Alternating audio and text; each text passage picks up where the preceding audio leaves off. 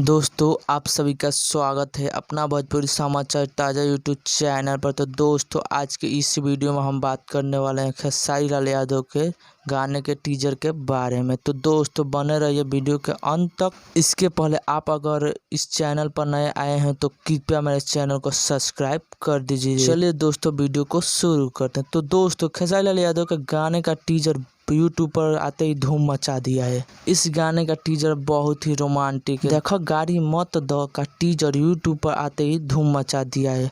अगर इस गाने का टीजर आप नहीं देखे हो तो स्पीड रिकॉर्ड भोजपुरी चैनल पर जाकर देख सकते हैं, जो अब तक 1 घंटे में 2 लाख कर चुका है। हमें उम्मीद है कि इस गाने का टीजर अपने आप में एक बहुत बड़ा रिकॉर्ड बनाएगा। इस गाने का टीजर यूट्यूब पर आते ही धूम मचा दिया है।